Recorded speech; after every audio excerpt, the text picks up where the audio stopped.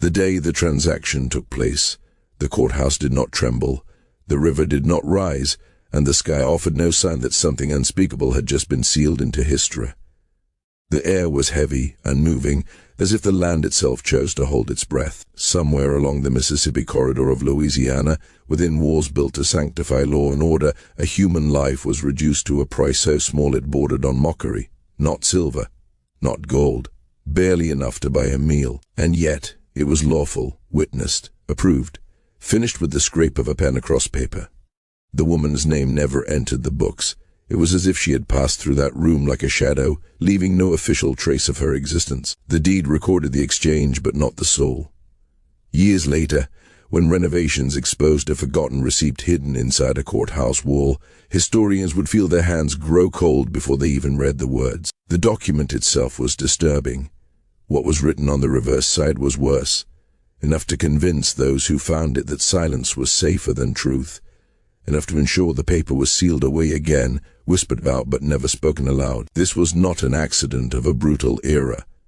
This was intention. In that parish, wealth did not rust or rot, it breathed, bled, and labored. Spanish moss smothered the oaks like funeral veils, blocking the sun and dimming the earth beneath. The smell of damp soil mixed with sugar smoke lingered everywhere, clinging to clothes and lungs alike. The town existed close enough to the river to profit from it, yet far enough to believe its sins would never drift downstream. Every week, the courthouse steps transformed into a stage where ownership was reassigned.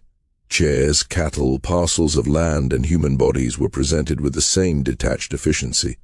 Buyers inspected, sellers justified. The crowd watched with practiced indifference. What happened there was protected by law and defended by men who believed. Order was synonymous with domination. 3 figures ensured that belief remained unchallenged. The judge, whose voice carried the weight of scripture, interpreted statutes written to protect property above all else. Decades on the bench had carved certainty into him. The plantation owner, whose family name was etched into the soil itself, measured success in acreage and obedience. And the recorder of deeds, ambitious and invisible, who understood that controlling ink and paper meant controlling reality. Between them, truth could be bent, buried, or erased entirely. The woman who brought them together had already been erased once before. Born without a recorded date, without legal acknowledgement, she entered life as an inventory item. As a girl, she was sold away from her family on a humid morning that would never leave her memory. She traveled south, not knowing where she was going, only that she would never return. On the plantation where she arrived, she learned to move quietly, to listen carefully, to survive by becoming unnoticed.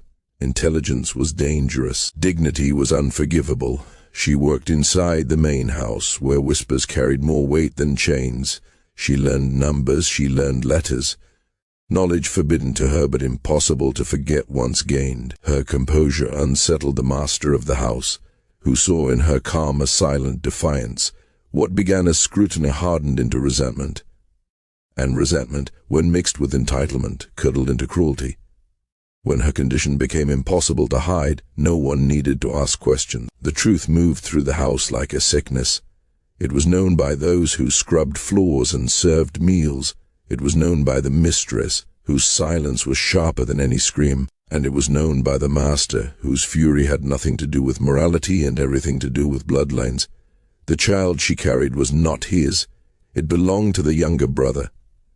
A man softer in speech, gentler in manner, and cursed with awareness. He recognized the horror of the system that fed him, yet lacked the spine to challenge it. His guilt manifested as avoidance, his shame as distance. He would not protect her.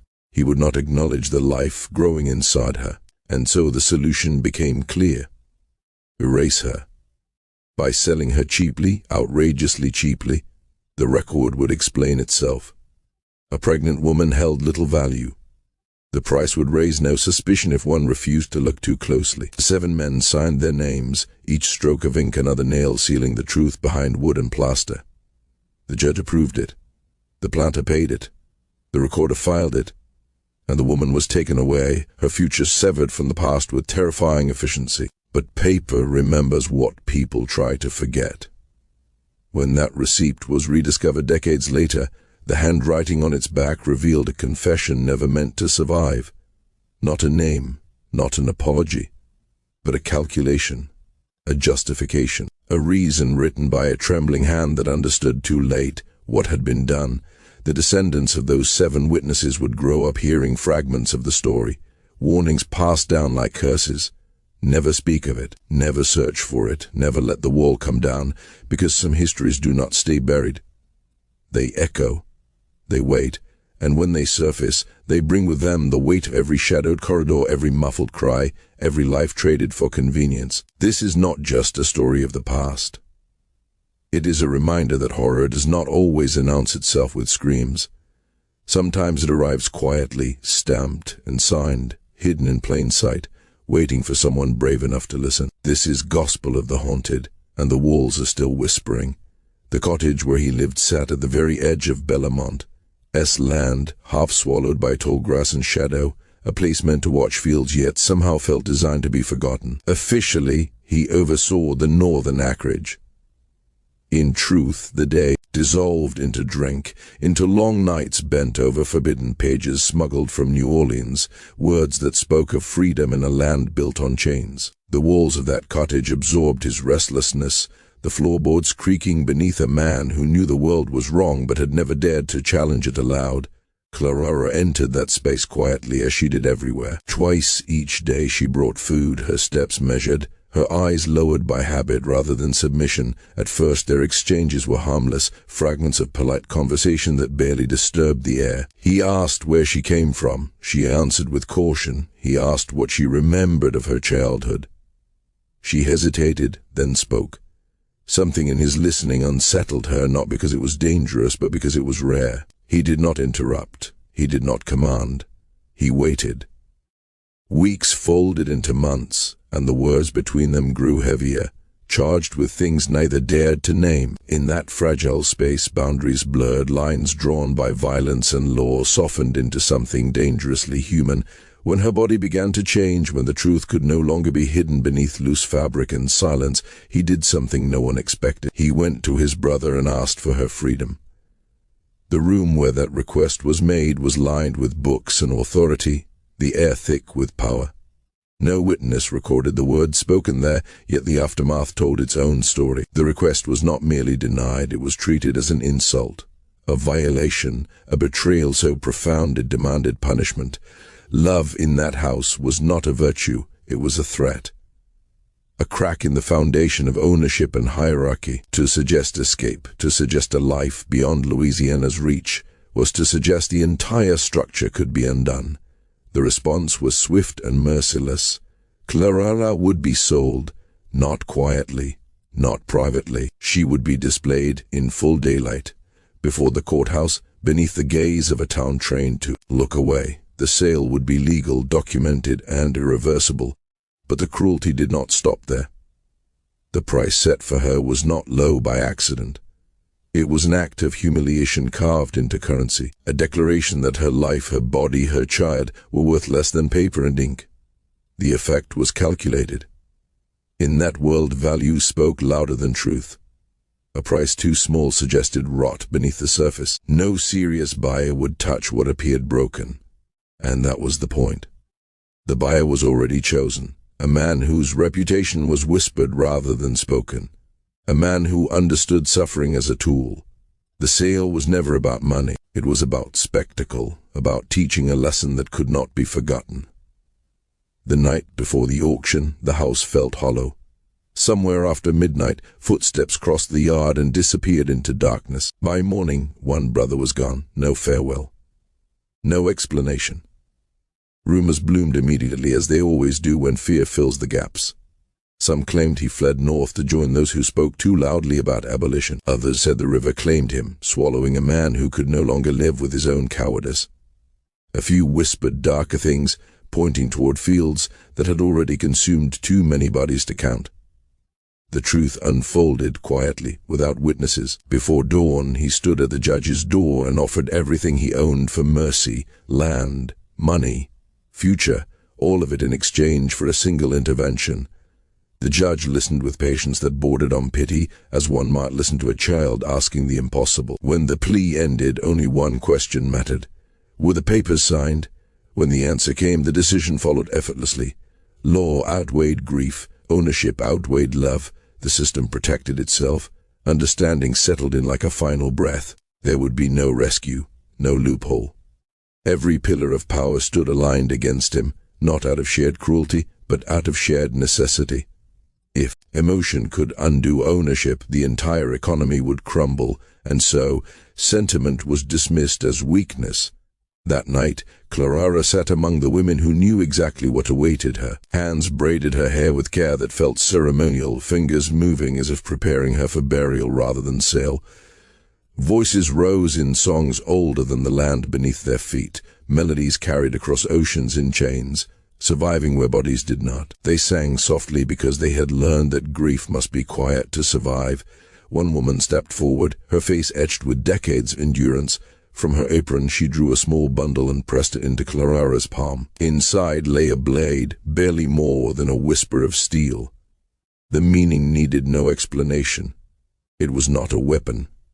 It was an ending, a mercy the world would never offer. Claraara hid it carefully, stitching it into her dress with hands that did not shake, even as terror coated her tongue like metal. She understood what was being entrusted to her, not hope, choice, the only freedom left. As dawn crept closer, the songs faded. The night swallowed their voices, and somewhere beyond the trees the courthouse waited, silent and patient, ready to make history disappear once more. What followed was not an argument, not at first, but a provocation disguised as procedure, a test wrapped in legality and spoken aloud as though the answer did not matter. The morning had settled into the square beneath a sky drained of color, a dull ceiling pressing low as if it wished to witness everything without being seen. The air felt wrong, heavy with expectation, the kind that makes even casual observers uneasy without knowing why. People gathered for ordinary reasons, to inspect furniture worn smooth by other lives, to bargain for animals with visible flaws. Only a few stood waiting for something far darker, their attention sharpened by habit rather than conscience. The man tasked with reading the sale stepped forward, parchment in hand, his voice trained to project authority without emotion. Each word landed cleanly, stripped of meaning, shaped to sound routine. The woman was described as an object. Her age guessed rather than known, her abilities reduced to curiosities, her condition spoken aloud as a defect. The price was announced, absurdly small, and the crowd reacted the way it was meant to. A ripple of discomfort, a shift of weight, interest dissolving into suspicion. Something offered so cheaply must be broken. That was the unspoken rule everyone understood.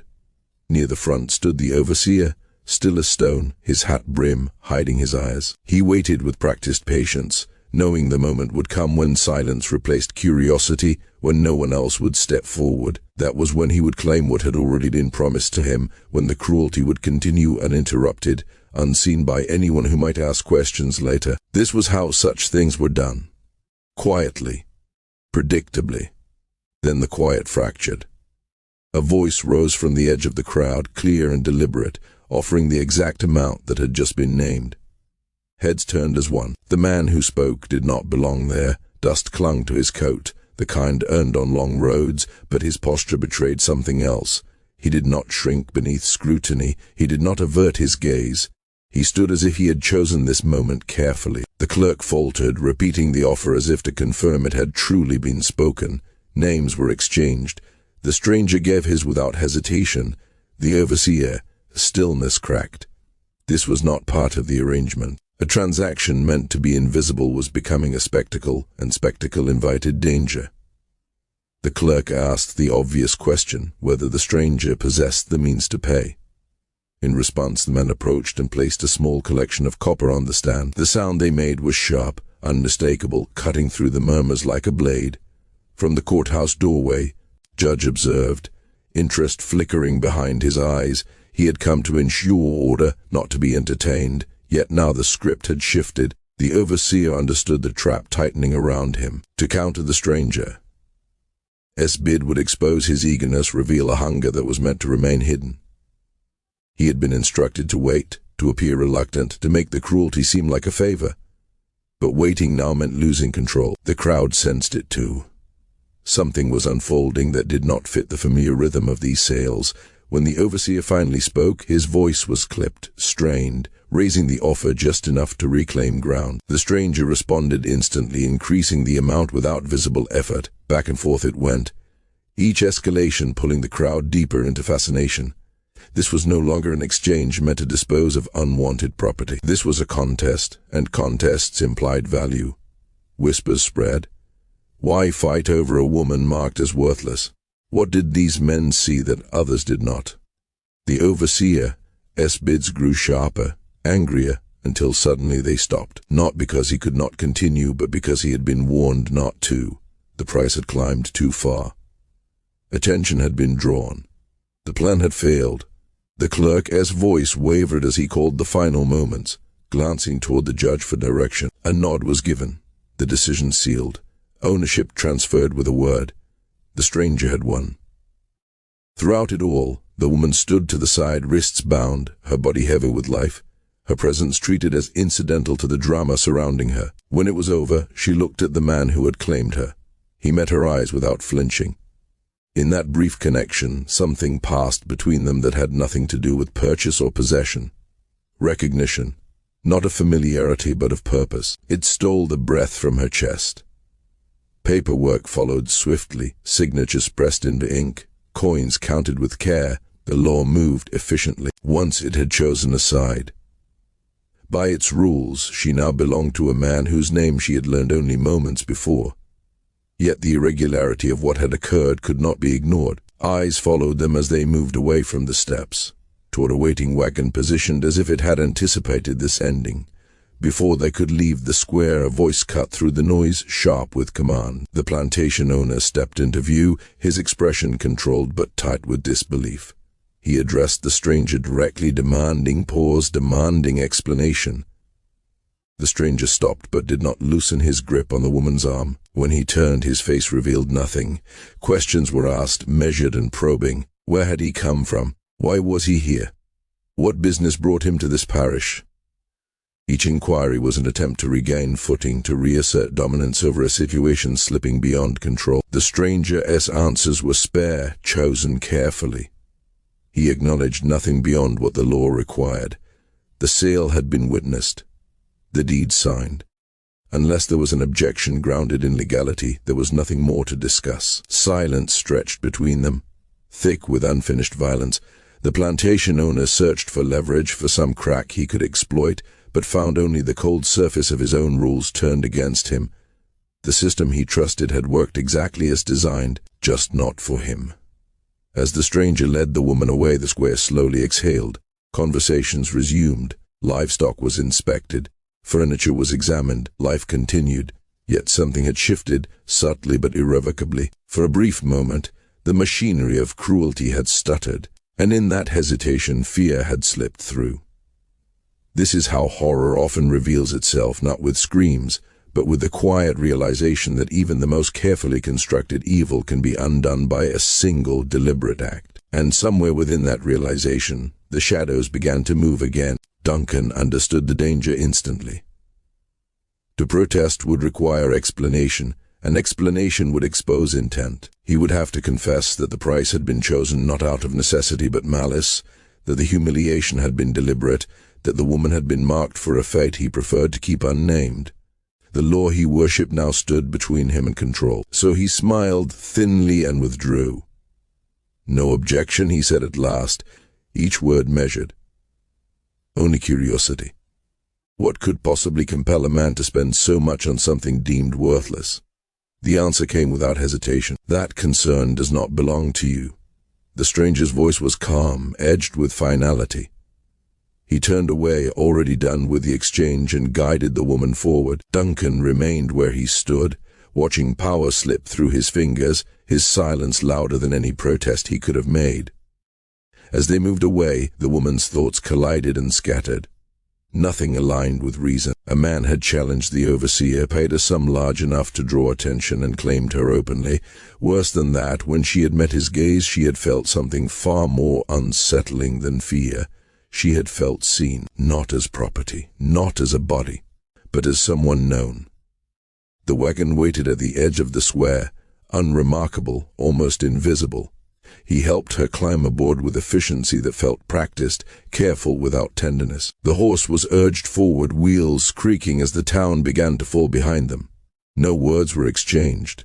The silence stretched, heavy but deliberate, carrying questions neither yet dared to voice. They passed storefronts and porches, then the white steeple that had blessed every cruelty committed beneath it. Soon even that disappeared, replaced by trees closing in like witnesses. Only then did he speak, his eye fixed ahead as though looking back might fracture something fragile. "You do not remember me." Her answer came guarded, sharpened by survival. "Should I?" He named a place and a summer long buried beneath pain. He described a day she had tried to forget. The world narrowed. Her blood turned to ice. He had been there. Not on the block, but close enough to see everything. Close enough to hear the screaming. Close enough to watch her family torn apart and carried in different directions. He spoke of the man who had owned her then, of the money exchanged, of the way she had been led away while her mother's voice followed until it broke. The words struck with precision. She recoiled inward, anger rising like a shield. "Then you are no better than the rest," she said, her voice hardening. He corrected her quietly. He had been no better. Not then.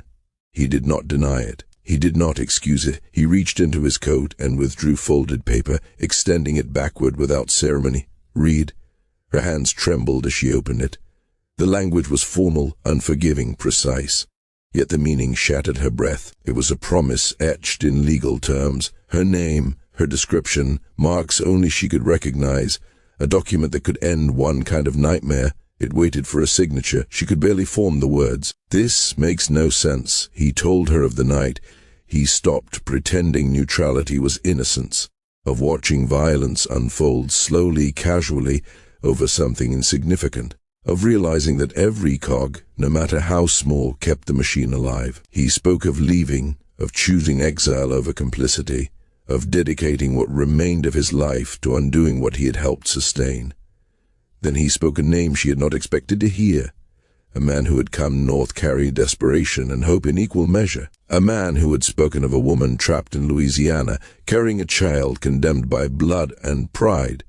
He had brought dates, places, warnings. He had begged for help. Her hand moved instinctively to her stomach. He had tried. Foolish, brave, doomed William had tried. The stranger said the payment was never for ownership. It was for passage, for safe roads and hidden doors, for a place where laws could not reach, where a child could be born without a ledger waiting to claim it. Freedom hovered between them, fragile as glass. The word had been twisted too many times to trust. She asked the only question that mattered. "Where is he now?" The pause answered before the words arrived. "Death," they said. Sudden, convenient. He had been arranging escape for others when it happened. Some believed illness. Others suspected something far darker, something that followed men who challenged the wrong families. She closed her eyes. William, who had promised poems and futures he could not secure. William, whose greatest crime had been trying. She named the truth aloud. The brother had ensured it. The stranger did not argue. As the wagon rolled deeper into the forest, the air seemed to thicken, as though the land itself resisted letting them pass. Freedom, once glimpsed, felt like a provocation, and somewhere behind them, far beyond sight, something had noticed the disruption. Something that did not forgive easily. Because the horror of St. Helena Parish did not end with a daring auction or a signed document. It did not fade with distance or hope. It lingered, patient and calculating, already preparing to correct the mistake that had been made. Just when it seemed the worst had passed, when escape felt possible, the true shape of what had been unleashed began to emerge, and the shadows, long accustomed to obedience, began to move again. If this story has begun to crawl beneath your skin, if the darkness of it lingers longer than it should, then carry it with you. Pass it on. Let another mind feel the chill, because stories like this survive only when they are spoken. What follows is not comfort. It is what comes next. The wagon pressed northward as the day aged, wheels grinding against roads that seemed to decay with every mile. Civilization thinned quickly. Houses fell away, fences collapsed into weeds, and the land itself grew hostile as though it resented being crossed. Mercer spoke as they traveled, explaining routes and contingencies in a voice that sounded practiced, almost rehearsed. He described avoiding well-worn paths, moving beneath cover of night, relying on quiet homes scattered like secret stitches across the countryside, weeks to reach the borderlands, months before safety could even be whispered. Clara listened, nodded, and said little. Inside her, something twisted tighter with every word. She had survived too long by ignoring what her body told her. Hunger, pain, fear, hope. All of them had once betrayed her, but instinct was different. Instinct had kept her alive, and now it screamed. It was not that Mercer's story was entirely false. Parts of it rang with an uncomfortable truth. His memories carried weight. His regret felt earned. But the shape of this escape felt wrong, like a play staged too perfectly, each entrance timed, each line delivered on cue. She thought back to the auction, to how impossibly precise his arrival had been. The bid, the speed, the way he had outmaneuvered men who had spent their lives exploiting systems like that one. It had been easy. Too easy. Men like Duncan Fairholm did not lose control by accident. He did not miscalculate. He orchestrated. If he had wanted her sold into brutality, it would have happened without deviation. The fact that it had not meant only one thing. This was never meant to succeed. The realization washed over her like ice, stealing the air from her lungs. She was not being carried away from danger. She was being guided deeper into it. This was not an escape. It was a pursuit disguised as mercy. They stopped after sunset, deep within a clearing chosen carefully to hide even the smallest flame. Mercer built a modest fire and handed her food. She ate because refusing would draw attention, because weakness invited questions.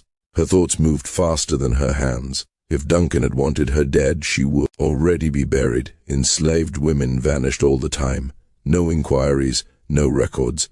But death was too simple. Too merciful. Duncan wanted something more precise.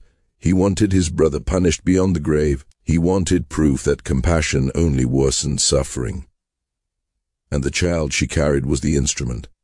The plan unfolded with terrifying clarity. The escape would fail somewhere along this road. Men would appear with papers and guns, claiming authority. They would say she was stolen property. They would say the sale was fraudulent. She would be dragged back under the banner of law. And when she suffered, when her child suffered, Duncan would point north and say it was love that did this. William's love, William's weakness. It was elegant. Monstrous. Perfect. The fire crackled softly. Mercer sat across from her, hat low, posture relaxed. He looked like a man who believed the night was under his control. She waited until his breathing slowed, until the rhythm suggested sleep. Then her hand moved. The knife slid free from the hem of her dress, steel catching firelight for the briefest instant. It felt heavier than it was, not in weight, but in meaning. She tested the edge and felt its promise. She could end him now. One motion. Silence. Blood soaking into dirt that had already seen worse. But the knife offered only an illusion. She would be alone, hunted, marked by her condition. Roads would betray her. Faces would question her. Someone would always claim her. The blade could end one threat, but not the world. She lowered it. Her voice cut through the night instead. I know this is not real. For a moment, nothing happened. Then Mercer shifted, pushing his hat back, eyes reflecting the fire. He did not look surprised, only tired. Explain. Duncan wanted this, she said. He wanted me to run. The words hung between them, heavy and dangerous. The forest listened. Mercer's gaze sharpened, something calculating surfacing beneath the regret she had seen before. The silence stretched too long. Finally he exhaled. You are perceptive, he said softly. The admission was worse than denial. It confirmed every fear she had buried. He spoke then not with excuses but with cold honesty. The network was real, yes. The roots existed. But Duncan had been informed, not of every step, but enough. Enough to ensure interception. Enough to turn mercy into spectacle. Mercer had believed he could outrun it, had believed he was clever enough to thread a needle through hell without being burned. Belief was not protection. Somewhere ahead, men were already moving. Clara closed her eyes, hand resting against her stomach. The child shifted, unaware of the machinery aligning to claim it. Rage surged, sharp and focused, burning away fear. Duncan wanted a lesson. He wanted blame to survive him. He wanted history to agree with him. She would not give him that satisfaction. Then we changed the ending, she said. Mercer studied her, truly seeing her for the first time not as cargo, not as responsibility, but as a force. The night seemed to press closer, the fire shrinking as if afraid. Far off, something moved through the trees, a sound too deliberate to be animal. The hunt was already beginning, and in that moment, as the trap tightened, Claraara understood something that men like Duncan never would. Control depends on predictability. Evil thrives on expectation. And nothing terrifies it more than a woman who refuses to play her assigned role. The shadows leaned in, the road ahead darkened, and the story, far from ending, was finally revealing its most dangerous truth. Claraara's heart pounded, the firelight flickering across the tense lines of Mercer's face, half hidden in shadow. He had told her the truth, or pieces of it, and yet it was as if the night itself conspired to keep more hidden. He wanted it to fail. She was part of that plan, whether she liked it or not. Her grip tightened on the small knife she had carried from Bellamont, the steel a cold comfort. Against the storm of fear and fury rising inside her, Mercer's expression did not waver. Calm, precise, controlled. Why would he agree to such a scheme? Money? Threats? Some whispered promise from Duncan that forced compliance? She did not know. All she could trust were instincts honed by years of survival, instincts that told her this was no ordinary rescue. Something about the precision, the timing, the absolute certainty with which Mercer had outmaneuvered Silas Guthrie. It was too perfect, almost theatrical. Duncan Fairholm did not make mistakes. If she had gone to Guthrie as expected, she would already be broken. "So I am right," she whispered, voice trembling not entirely from fear. "Partially," Mercer said, leaning forward, elbows on his knees, firelight glinting off his eyes. "Duncan knows about the escape." "Yes, he planned for it to fail, but not for the reason you think." "Then why?" she demanded, barely controlling the tremor in her hands. "Because if I didn't help, someone else would, and that someone else would deliver you directly to men who would enjoy your suffering in ways I cannot describe." His voice was low, deliberate. "Duncan gave me a choice. Lead you north, allow his men to intercept in a way that spares your life, or refuse, and watch him hand the job to others who would make you wish you had never been born." Her laugh was bitter, hollow, echoing in the trees. "So you chose merciful betrayal." "I chose to give you a chance," he said evenly. "A real chance." "One chance." Claraara's stomach twisted. "A chance? You just said we would be intercepted." "Yes," Mercer admitted. "Tomorrow, 20 miles north. 4 men. Papers declaring you a fugitive. Authorization from Judge Crenshaw. They will be fully within their rights to return you to Bellamont." His words were steady, precise, surgical. "The difference is this. It doesn't have to be you." He rose, moving to the back of the wagon, returning with a bundle of women's clothing, a dress similar to hers, a bonnet, a shawl. Claraara stared at him, confusion and horror warring in her mind. "There is a settlement 8 miles south," Mercer said. "Mostly free black families, some poor whites. There is a woman there, Ruth Chambers. She is dying of consumption. Her family needs money to bury her and care for her children. I paid them to help us. Tomorrow morning, you take this money, these clothes, and go south. Tell them I sent you. They will hide you until Duncan's men pass. From there, follow the instructions in this letter to Natchez. Ruth will take your place in this wagon. She is too weak to travel far, but she will appear as you and Duncan. Men will claim her instead." Claraara's mind reeled. Ruth would die, and her death would be a shield. Her family would survive only because her illness became a tool of survival, a weapon against an enemy who believed cruelty was law. It was elegant, horrific, and utterly precise. "This is insane," Claraara said, voice breaking. "It is the only chance," Mercer replied flatly. "Every road north is watched, every road controlled. Law, money, power all on his side. You cannot fight him directly. You can only vanish."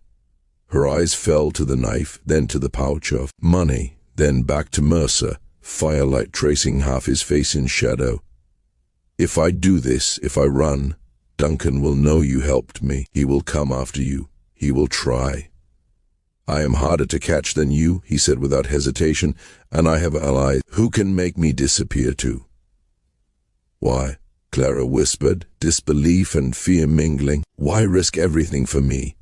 Mercer was silent for long moments. When he finally spoke, his voice softened, touched with something she had not heard before. In Richmond, when they separated you from your mother, you did not scream. You did not struggle. You stood there on that block, looking at the men bidding on you with the quiet certainty that you understood exactly who they were and what they were capable of. That courage, that precision of fear, it told me who you are. I could not leave you to fate when I knew what that fate truly was. Claraara's breath caught.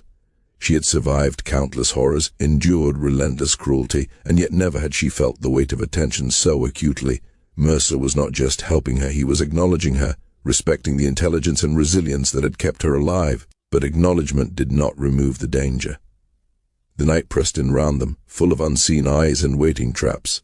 Somewhere beyond the circle of firelight, the forest listened, moved, and whispered. Tomorrow Duncan's men would come, but perhaps they would find only shadows. Perhaps the predator would be outsmarted at last. Claraara slid the knife back into her dress, her grip loosening but her resolve hardening. The fire flickered, the wind shifted, the road ahead darkened, and in the distance, the world waited, patient and unyielding, for the moment when choices made in darkness would determine the shape of lives forever. In the quiet between heartbeats, one thing was certain: evil thrived on expectation, and nothing terrifies it more than a woman who refuses to play her assigned role. The shadows leaned in, the night deepened. The story, far from over, was only beginning to reveal its most dangerous truth. Claraara's hands trembled around the knife, the firelight casting long, uneasy shadows across her face. Mercer's voice cut through the night, low and deliberate, carrying the weight of truths too cruel to speak lightly. You were 15 years old, he said, and already possessed a dignity that none of them could ever imagine. I have carried that image in my mind for 8 years. It has haunted me, and now it is time I earned the right to forget it. Tears stung her, eyes burning behind the lids, but she refused to let them fall. Crying was a luxury enslaved women could not afford. Tears marked weakness, submission, acceptance of a world that had robbed her of every choice. She had learned early to internalize grief, to let it harden into something sharper, something that could survive the cruelty of others. There is more, Mercer continued, his voice dropping as if the trees themselves were eavesdropping, about Duncan Fairholm. Claraara's pulse quickened. What about him? William told us fragments before he died, things about his brother, about Bellamont. But you were not the first. Her blood chilled. The first what? The first woman Duncan sold to Silas Guthrie, Mercer said quietly. There were 3 before you, all house servants, young, seemingly unremarkable. Duncan would manufacture a minor infraction, some excuse to remove them from the main house, and then sell them to Guthrie at auction. Always for suspiciously low prices. Always legal, always documented, always witnessed by Judge Crenshaw. What happened to them? Claraara asked, dread clawing at her chest. 2 died within the year. One from injuries Guthrie claimed were accidental, the other from fever, though the women at Bellamont whispered it was a slow death from cruel blows she could not recover from. The third disappeared entirely. Sarah, she was called, vanished as if she had never existed. Guthrie said she ran away. No one ever saw her again. Claraara thought of Bethy, the elderly cook who had pressed the knife into her hand. Bethy would have known these women, watched them vanish one by one, understood the fate awaiting Claraara if she ended up in Guthrie's hands. And yet, Duncan had done this not because he needed to, but because he could, because the law gave him absolute power, Mercer said. Absolute power always reveals what men truly are. Duncan Fairholm is a man who enjoys the suffering of others, especially women, especially those with intelligence, with dignity, with any quality that threatens his fragile sense of superiority. And Judge Crenshaw, he allowed it, facilitated it. Every sale was legal, every transfer documented, every signature collected without question. The system itself protected them. Claraara stared at the small blade in her hand, imagining the lives of the 3 women before her, erased with the precision of a scalpel, reduced to nothing more than a record in a ledger. William had known. He had found the evidence in Duncan. A study a year ago stumbled onto records that exposed the machinery of cruelty, and for the first time understood that the problem was not just individuals but the system itself. That realization had driven him to abolitionist texts, to ideas that threatened everything his family had built. He had pleaded with Duncan to free the enslaved people at Bellamont, offered his inheritance in exchange for their lives. Duncan had laughed. Mercer tossed another branch onto the fire, sparks leaping into the darkness. "When you became pregnant," he said, "William saw a chance. A single, fragile chance to save at least one soul. He contacted abolitionists in Cincinnati, gave them everything he had, made plans for your escape. But someone betrayed us, perhaps in Cincinnati, perhaps closer to home. By the time William realized, it was too late. Duncan had already written the auction, ensured you would end up exactly where he wanted you." Claraara's throat tightened. Then why did William go to Kentucky if he knew the plan had failed? Mercer's jaw set, his eyes narrowing. He sought another path. He tried to reach the Underground Railroad network, to communicate with conductors in Louisiana, to arrange a secondary rescue Duncan would not anticipate. But Duncan, his reach is longer than most can imagine. He has connections to slave catchers across 5 states. Men who make their living hunting human beings. When William asked questions, someone reported him. 3 days later he was dead. Claraara absorbed the words slowly. William, reckless, idealistic William, had tried, had persisted, had risked everything for her, even after his first plan failed. That courage, that persistence, was almost unbearable in its beauty. They said it was fever, she whispered. But what really happened? We may never know, Mercer admitted. His body was found in a boarding house in Louisville, sick for 2 days, stomach pains, vomiting, dead in his sleep. But one abolitionist who saw him said his fingernails were blue, lips discolored.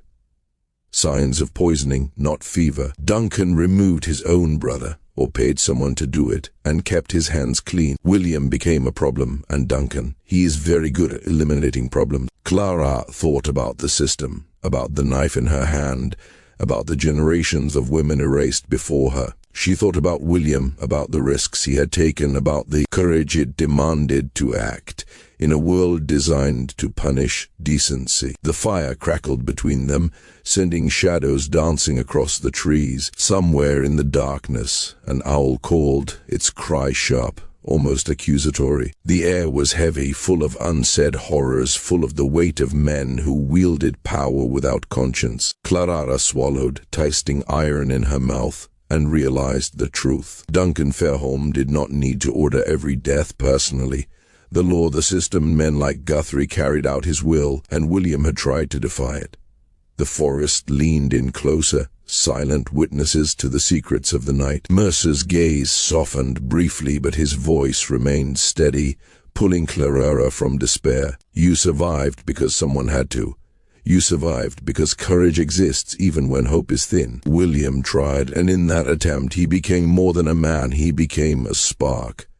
And it is that spark we carry forward. Claraara exhaled, the knife still heavy in her palm. The shadow of those before her, the lives erased, and the brother who had dared to act against them pressed on her heart. And yet, there was a strange clarity, a fragile sense of possibility. Even here, in a world carved from cruelty, there was a path forward, and she would walk it. The fire crackled, the shadows shifted, and the night around them seemed to listen, to wait, to bear witness. Evil thrives on expectation, but sometimes, even in the darkness, courage bends the line of fate. And in that quiet, Claraara understood.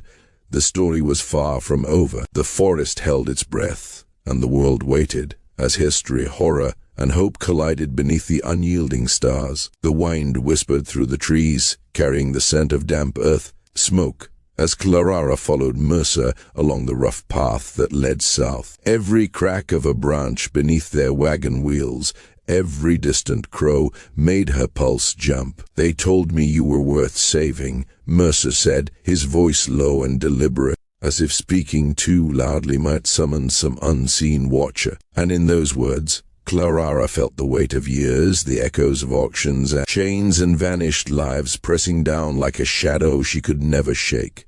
Mercer looked at her with steady eyes. "You must understand something about the man who hunts us, about Duncan Fairholm. He is a man so consumed by the need for control that he will kill his own brother and make it look like chance. The system protects him. Civilization itself bows to his cruelty. If he could destroy William and make it appear natural, then he could destroy me too. Or you."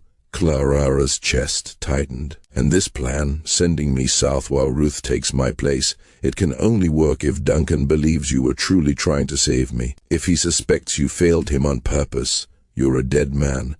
Mercer's expression did not waver. "I know." "Then why risk it?" "Because," he said, looking at her directly, "I am tired of being the man who looked away.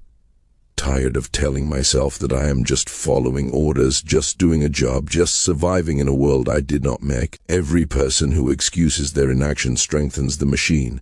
I cannot destroy it alone, but I can save one life. I can do one thing that matters." Claraara understood then. This was the same logic that had motivated William, the same desperate, beautiful logic that got idealists killed. But it was also the only logic that ever changed anything. "I will go south," she said at last, "but I need to know something first. The Chambers family, how did you find them? How did you arrange this?" Mercer's gaze never left the road. "I've traveled through Louisiana for months, preparing. I offered money to families who might help. The Chambers were one of 3 who agreed." "3 families?" she asked, disbelief sharpening her voice. "You planned multiple escape routes." "I planned for contingencies," he said. "Duncan is not the only one who can think several moves ahead." Claraara felt a shift inside her. This man, this stranger who had witnessed her family's destruction 8 years ago, had spent months meticulously planning her rescue, risking his own life, constructing alternatives, with the same precision that Duncan applied to cruelty. Redemption, she realized, was not always a single heroic gesture. Sometimes it was slow, methodical, a conscious effort to become someone different from who you were. "What about Ruth?" she asked, her voice barely audible. "When Duncan's men discover the wrong woman, what will happen to her?" Mercer's tone was flat but certain. "Nothing. She is already dying. By the time they discover the swap, Ruth will likely be delirious or unconscious. They cannot prove she took part willingly.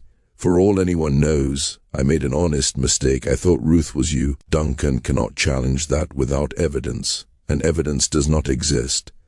Claraara's mind recoiled. A woman giving her final days to ensure another's survival. The scale of that sacrifice was almost unbearable. "I want to meet her," she said finally. "I want to thank her." "That is not wise," Mercer replied. "The less you know, the safer you both are." "I do not care about safe," Claraara snapped, her voice sharper than she intended.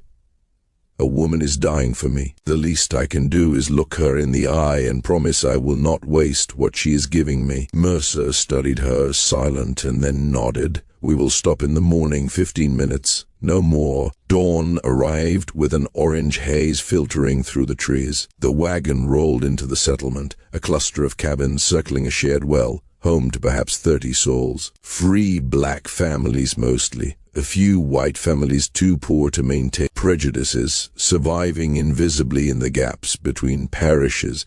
Here, existence itself was resistance. Ruth Chambers lived in the smallest cabin, perched at the edge of the settlement. Her husband had been gone for years, felled in a logging accident, leaving 3 children cared for by neighbors. Consumption had hollowed her, slowly stealing her breath, turning every inhale into a battle against the inevitable. Claraara entered the cabin cautiously, Mercer behind her. The air was thick with the smell of sickness and sage, the latter burning weakly to mask the former. Ruth lay on a narrow bed, almost consumed by the blanket. Her skin bore the grey pallor of failing organs, yet her eyes were bright, sharp, and fixed on Claraara. "You are the one," Ruth whispered, voice fragile but certain. "I am Claraara," she said, her own voice catching on the words, trembling with gratitude and fear. In that moment, the room seemed suspended.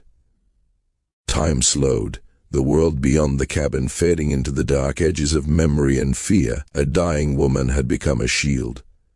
A stranger once complicit in cruelty had become a savior, and Claraara, standing between death and freedom, understood the delicate, terrifying balance upon which her life now teetered. Outside, the wind whispered again through the settlement, carrying the scent of smoke and earth. The promise of hope tangled with the threat of pursuit. Duncan Fairholm's shadow stretched across the land, unseen but omnipresent, yet within this small cabin, fragile acts of courage and planning had carved a small sanctuary. The story of cruelty, betrayal, and resistance was far from over. In the quiet, Claraara felt the weight of history pressing down and, simultaneously, the faintest glimmer of possibility. In the interwoven threads of fear and bravery, evil and redemption, she took her first conscious step toward a new destiny. The shadows leaned in, the wind held its breath, and somewhere deep in the forest, the night watched, patient, as the story unfolded, inch by perilous inch. Here,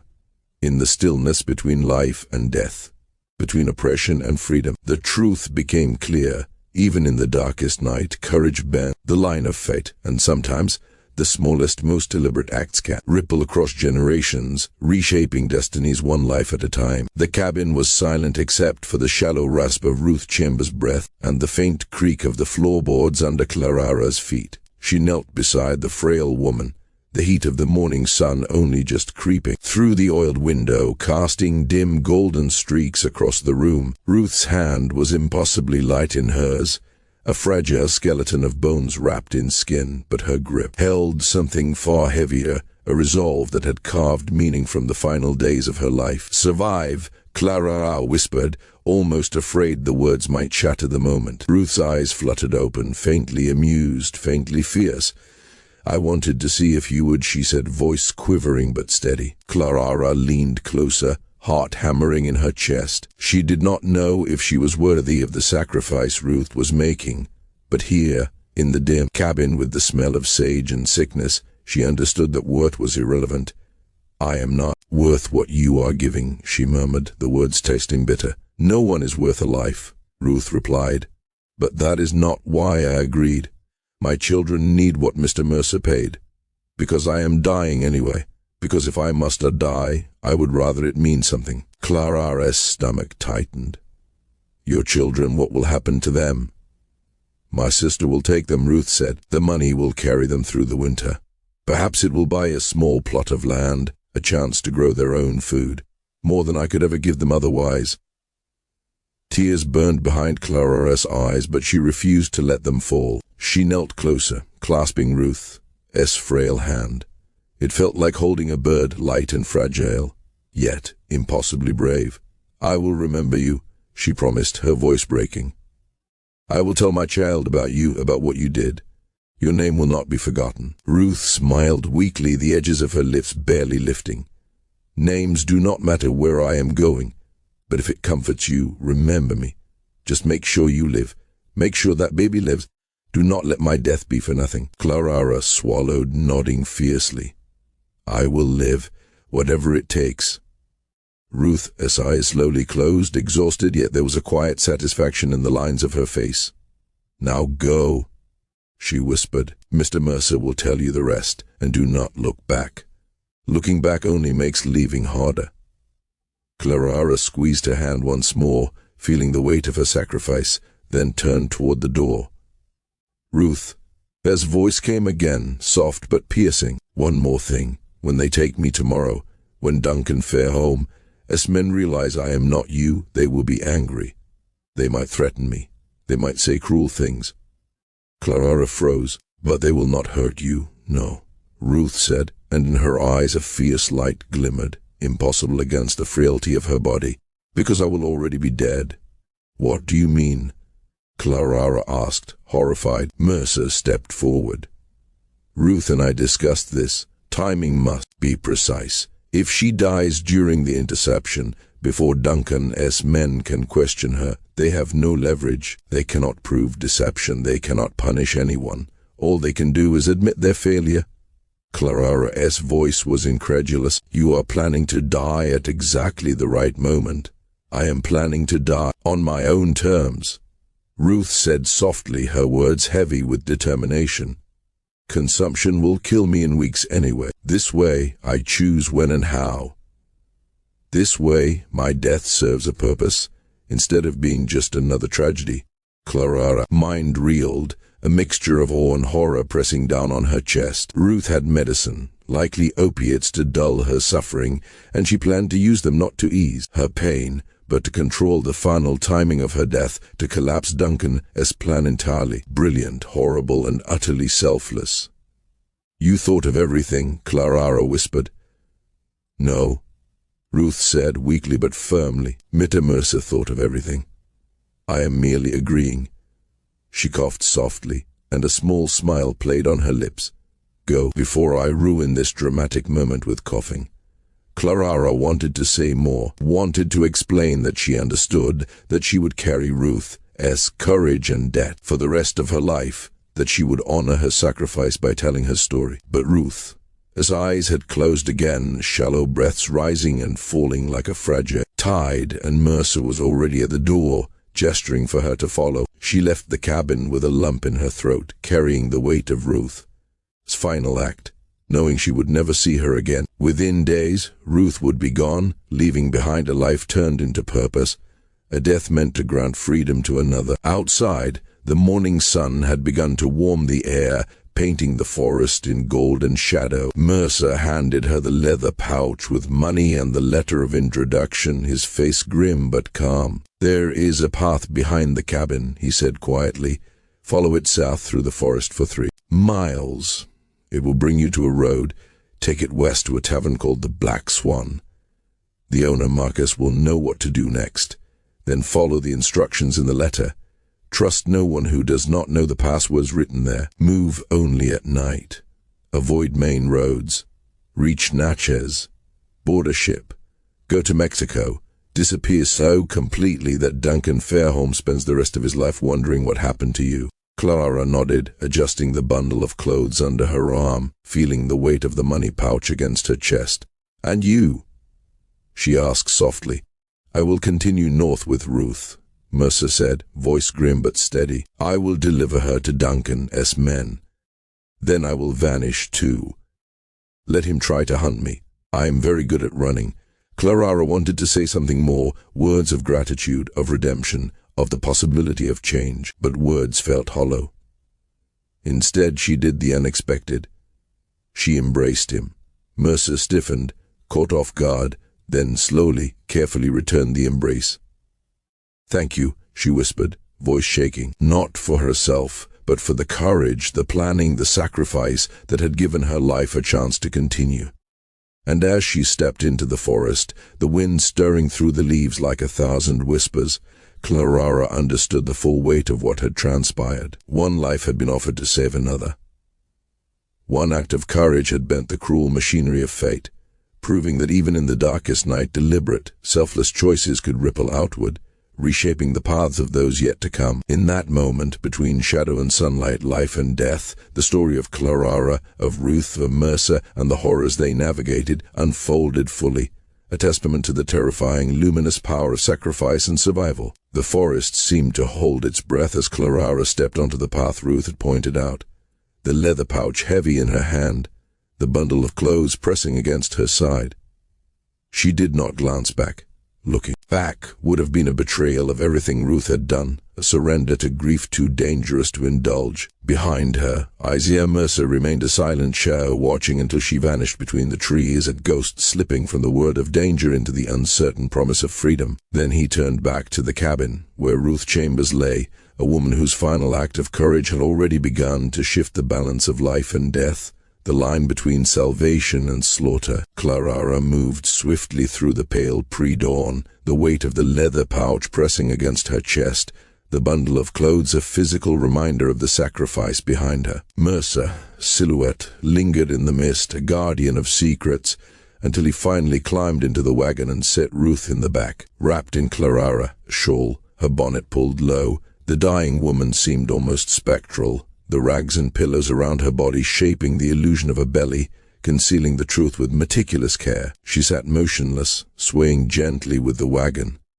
rhythm, her breath shallow, her voice lost weeks ago to the relentless grasp of consumption. The sun climbed as they traveled north. Shadows clung to the edges of the forest, pressing in, whispering of the hunt to come. It was mid-afternoon when the first figures appeared, 4 riders, hard men with rifles slung, and the quiet arrogance of those accustomed to law bending to their will. Their leader, Porter, stepped forward, papers in hand, his gaze sharp and unquestioning. "Isaiah Mercer," he said, voice authoritative. "We have a warrant. A Negro woman named Claraara absconded from Bellamont Plantation. We have reason to believe she is in your possession." Mercer's calm was a blade. "I have the deed of sale," he replied. "The deed was obtained under false pretenses. Judge Crenshaw has voided the transaction. The woman is to be returned to her rightful owner," Porter said, advancing. At the back of the wagon, Mercer pulled aside the canvas. Ruth's eyes lifted to him, fever-bright, glassy, distant.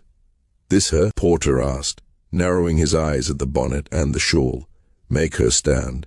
She is ill," Mercer said quietly. "I do not care. Make her stand." Gently, Mercer assisted Ruth, helping her rise despite the swaying and the weight of the ruse beneath her shawl. She faltered, the pillow shifting, and Porter's suspicion grew. "She looks wrong," he muttered. "Consumption," Mercer said evenly. "Caught during the journey.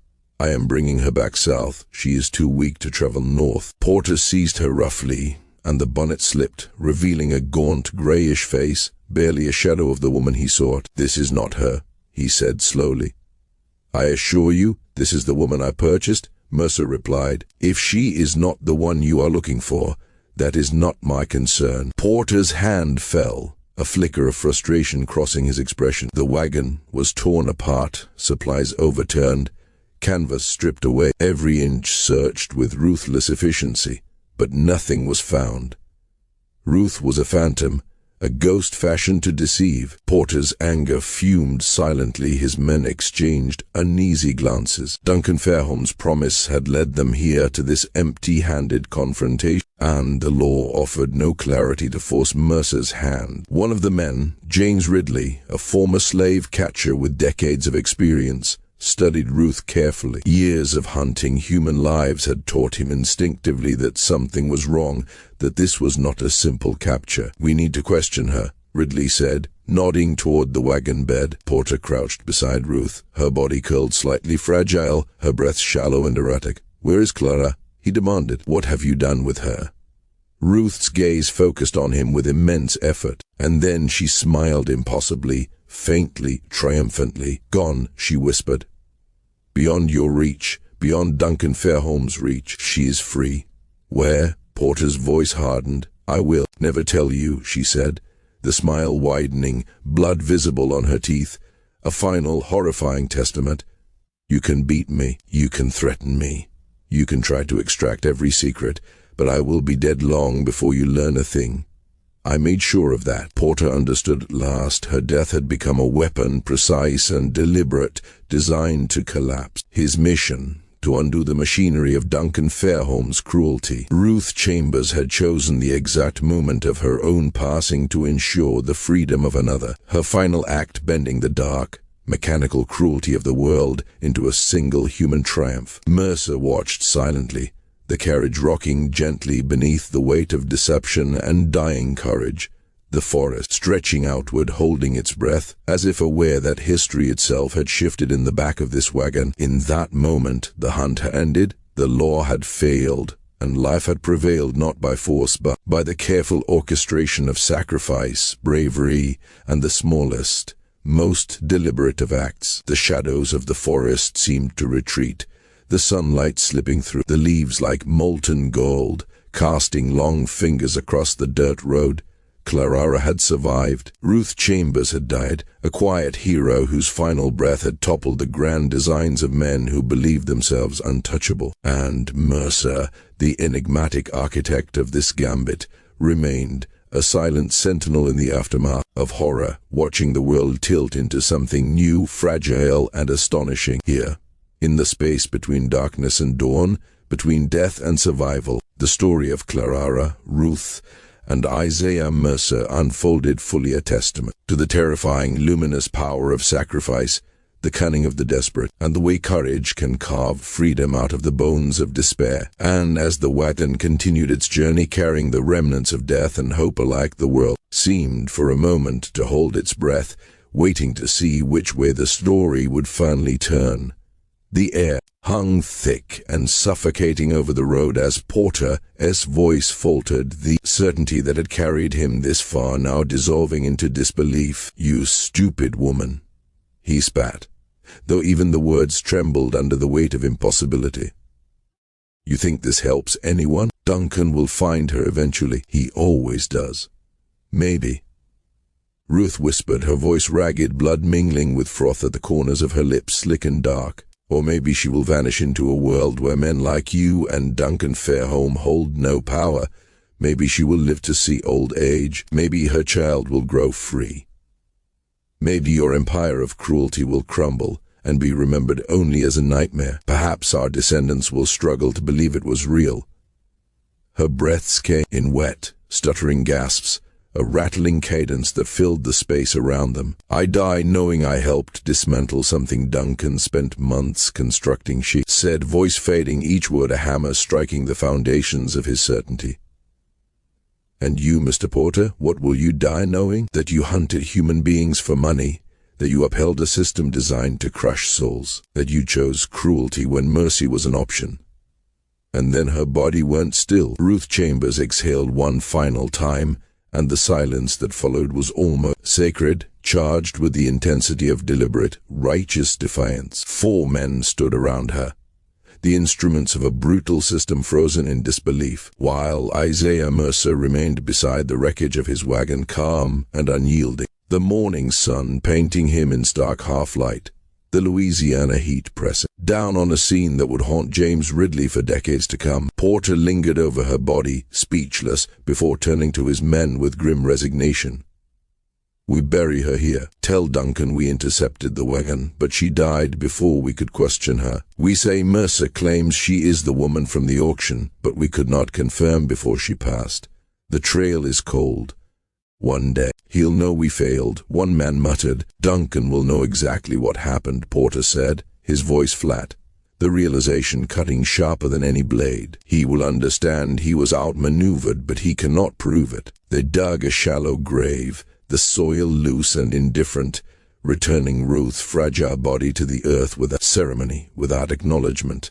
Another nameless black life absorbed into the Louisiana ground. Mercer watched, expression unreadable, the burial a silent testament to a courage that had rewritten the rules of the game. When the men rode away, he stood alone beside the disturbed earth. He did not pray, he did not whisper a benediction, yet he said her name aloud 3 times, letting the sound carry over the empty road as though repetition could honor her sacrifice. Then he turned and continued north, maintaining the illusion he had been delivering Claraara toward freedom, preparing the narrative he would present to Judge Crenshaw: confusion over a death, loss of property, and an inexplicable failure of chance. Every document filed, every law followed to the letter, yet Duncan Fairholm's scheme lay shattered, undone not by force, but by meticulous planning and one woman's final act of defiance. Years passed, but the echoes of that day did not fade. In 1868, James Ridley, haunted by his past,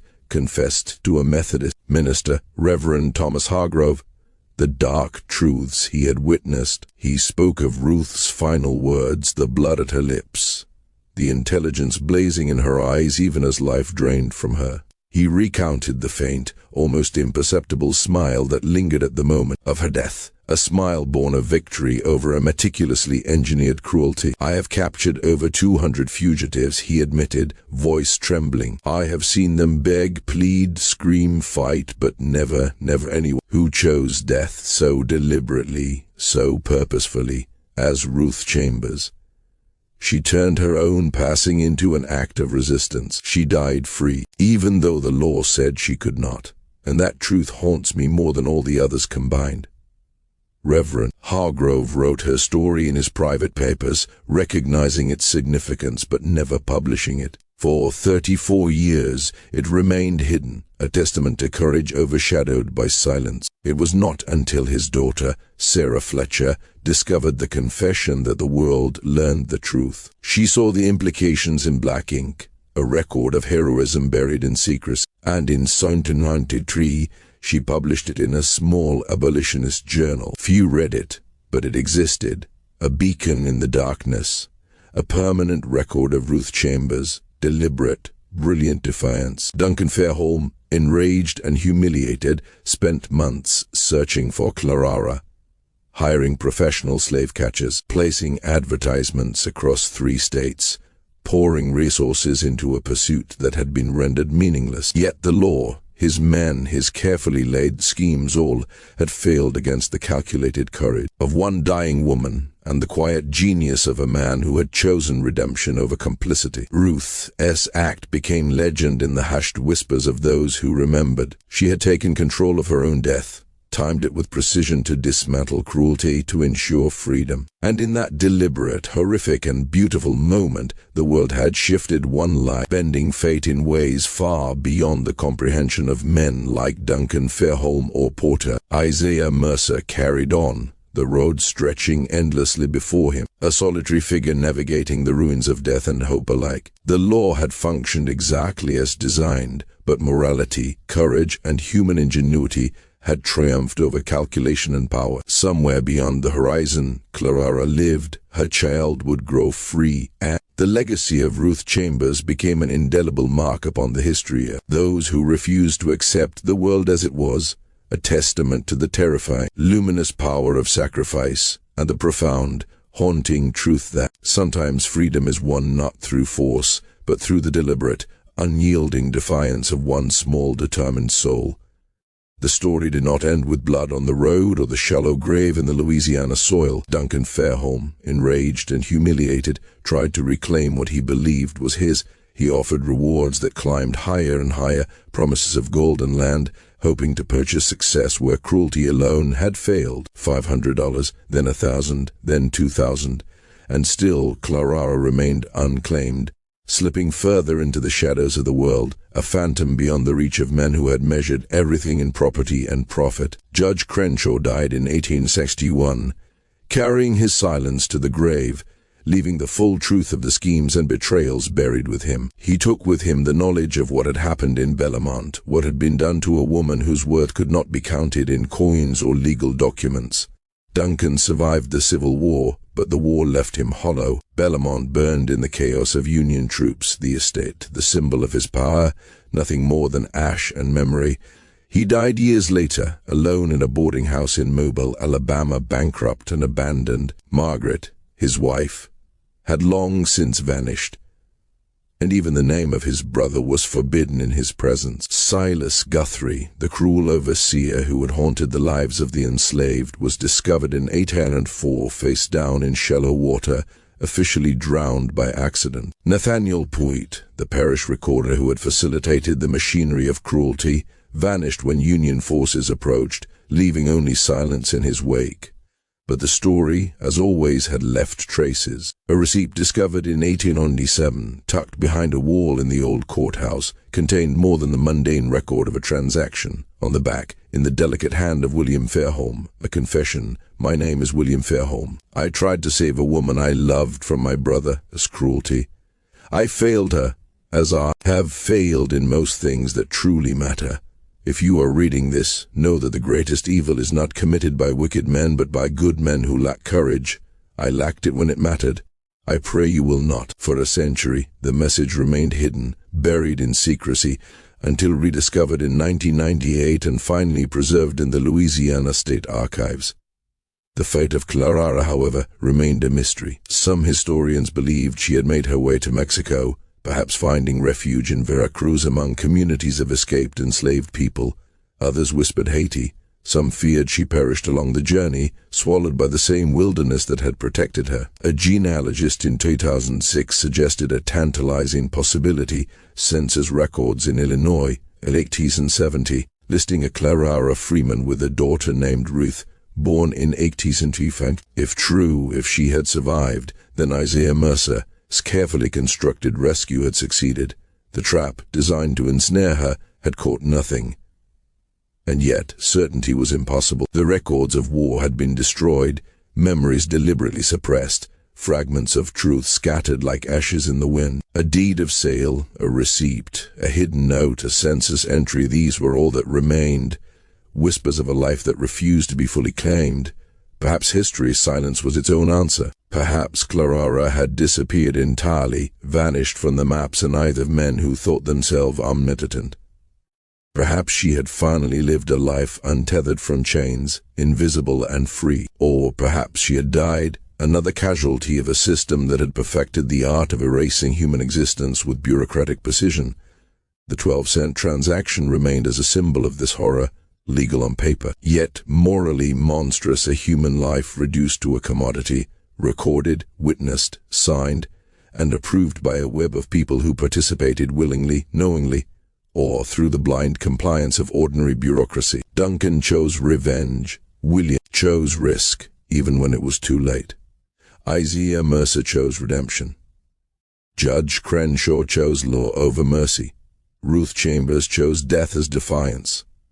Claraara chose survival, whatever it demanded, and the 7 men who signed the sale, complicit in the machinery of cruelty, left their names forever etched in ink, silent witnesses to a tragedy engineered by law itself. Generations would attempt to bury the story, to shield themselves from the uncomfortable truth of inherited complicity. But such shadows, no matter how deeply concealed, find their way back into light. And this story shows us that the cruelest weapon ever devised is not a whip or a chain, but the law, the system that sanctioned horror, that allowed men to destroy lives with signatures and a handful of copper coins, a system that could assign and revoke worth at will, that could sell a pregnant woman for the price of bread to demonstrate its dominion. And yet, against all of it, courage and cunning persisted. Claraara, Ruth Chambers and Isaiah Mercer carved cracks into the edifice of cruelty, bending the arc of fate with subtlety and precision. History may not record every step, every breath, every heartbeat that led to freedom, but their acts remain embedded in the fragments left behind. A woman who died on her own terms to save another. A man who risked everything to challenge injustice. A daughter who may have grown up knowing her mother had fought for her life. The questions linger. Did Claraara survive? Did she reach Mexico, Haiti, Illinois, somewhere far from the shadow of Bellamont, beyond the reach of Duncan Fairholm? Or did his cruelty extend beyond the grave to claim her anyway? We may never know. The fragments are all that remain, whispers in archives and hidden messages in walls, and yet, even in uncertainty, the story resonates. It reminds us that the smallest acts, deliberate, courageous, horrifying, can dismantle empires of cruelty. That freedom is sometimes won not by force, but by timing, by defiance, by the unyielding will of one person to live or die on their own terms. In that quiet between shadow and memory, the story of Claraara, Ruth Chambers and Isaiah Mercer endures, a testament to the terrifying, luminous power of sacrifice and the haunting truth that even the law, absolute and indifferent, can be outwitted by courage, by love, and by the refusal to surrender to darkness. The world may forget the details, but the echo remains, a pulse in the bones of history, calling us to remember that evil is not just the act of wicked men, but the silence of those who could have acted, and that the smallest, most deliberate defiance can ripple across time, leaving traces of freedom where none seemed possible.